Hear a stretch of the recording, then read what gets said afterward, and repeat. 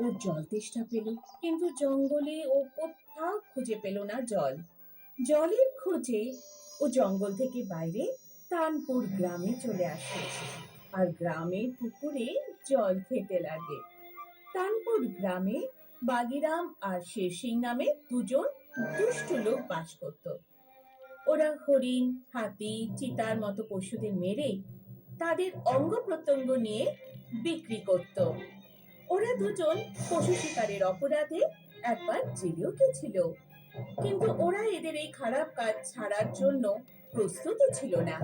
সন্ধে হতে দুজন জানোয়ারের খোঁজে বেরিয়ে যেত চুপচাপ জঙ্গলে। আর যখন ওরা পুকুরের পাশ দিয়ে যাচ্ছিল, তখন দেখতে পেল একটা গর্ভবতী হাতি পুকুরের জল খাচ্ছে। দুজন তাড়াতাড়ি একটা গাছের আড়ালে লুকিয়ে পড়ল। দেখতে পাচ্ছিস একা হাতি? মনে হচ্ছে আজ আমাদের কপাল খুলে গেছে। এ তা 2 লাখ টাকার কম বিক্রি হবে না। বন্দুক বের কর, তাড়াতাড়ি একে মেরে দিই, তারপর আমরা তো বড়লোক হয়ে যাব। তুইও পুরো গাধা। গতবারের কথা তোর মনে নেই? তুই বন্দুক বের করেছিলিস বলে, আর বন্দুকের আওয়াজ শুনে ফরেস্ট অফিসার চলে এসেছিল আর আমাদের ধরে নিয়ে গেছিল। হ্যাঁ, এবার বুদ্ধি করে কাজ করতে হবে। বাগিরাম আর শেষে একটা বড় পেঁপে নিয়ে এলো। তাতে বিষ মিশিয়ে পেঁপেটাকে পুকুরের পাড়ে রেখে দিল আর গাছের পেছনে গিয়ে লুকিয়ে পড়ল। একটু পরেই হাতি পুকুর থেকে উঠে আসে। সে সারাদিন ঘুরে ক্ষুধার্ত ছিল, এই জন্য যখনই পেঁপে দেখতে পেল, সঙ্গে সঙ্গে ওটা খেয়ে নিল। খুব আনন্দ হচ্ছে, হাতির খেলা এবার তো শেষ ভাই। বাগিরাম আর শেরসিং ধীরে ধীরে মা হাতির দিকে এগোতে লাগলো। হাতির ওপর বিষ কাজ করতে শুরু করে দিল, কিন্তু হাতি একেবারে মরে গেল না, বরং পাগল হয়ে গেল। ও বাগিরাম আর শেরসিংকে নিজের দিকে এগোতে দেখে ভাবলো বিপদ হয়েছে। নিজেকে বাঁচানোর জন্য ভয় পেয়ে জঙ্গলের দিকে দৌড়তে লাগলো।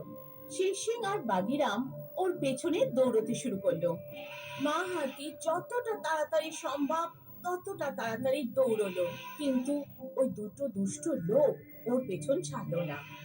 মা হাতির পেটে বাচ্চা ছিল, তাই ও দৌড়তে দৌড়তে তাড়াতাড়ি ক্লান্ত হয়ে পড়ল। যখন ও বুঝে গেল যে আর দৌড়ানো সম্ভব নয়, তখন নিজেকে বাঁচানোর জন্য বাগিরাম আর শেরসিং এর ওপর হামলা করলো। আরে এ তো আমাদের দিকে এগিয়ে আসছে, এ পালা। মা হাতি বাগিরাম আর শেরসিং এর পেছনে তাড়া করলো, আর ওরা দুজনে গ্রামের দিকে এগোলো। মা হাতি ওদের পেছন পেছন গ্রামে পৌঁছে গেল।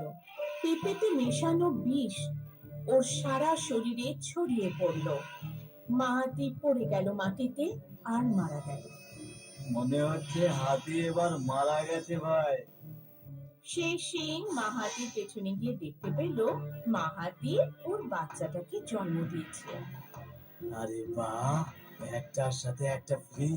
এই বাচ্চাটাকেও আমরা এবার মেরে ফেলি।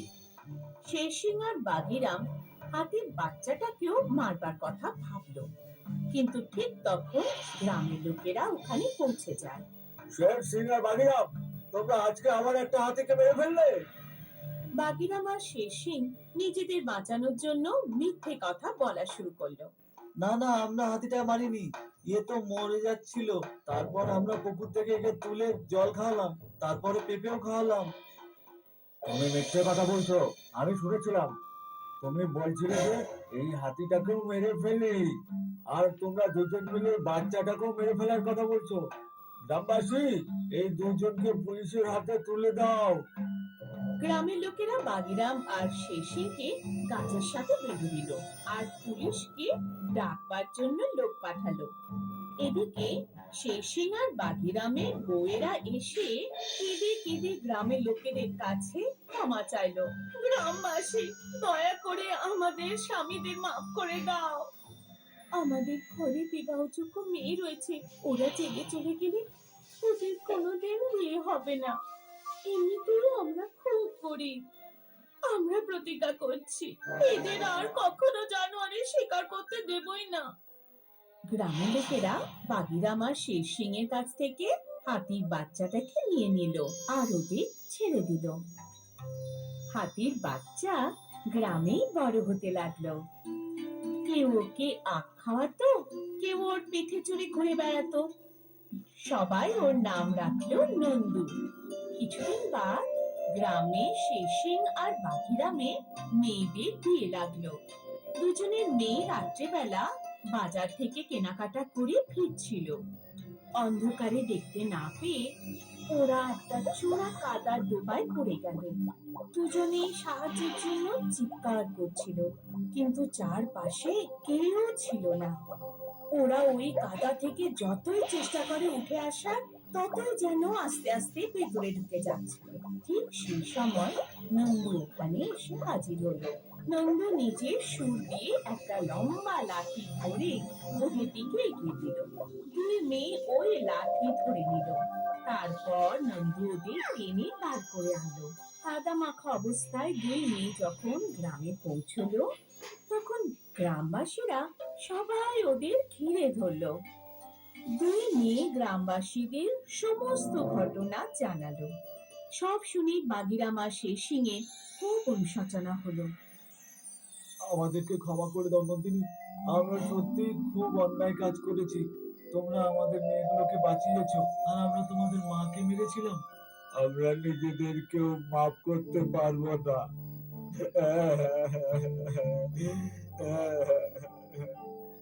বাগিরাম আর শের সিং কাঁদতে কাঁদতে নন্দুর সামনে হাঁটু গেড়ে বসে পড়লো আর ক্ষমা চাইলো। বন্ধুরা, ঈশ্বর কিন্তু পৃথিবী শুধুমাত্র মানুষের জন্য বানাননি। জন্তু, জানোয়ার, পশু পাখি সবাই এর অংশ। জানোয়ারদের কখনো বিরক্ত করতে নেই। প্রয়োজন পড়লে জানোয়ার মানুষের থেকেও বেশি আনুগত্য দেখায়।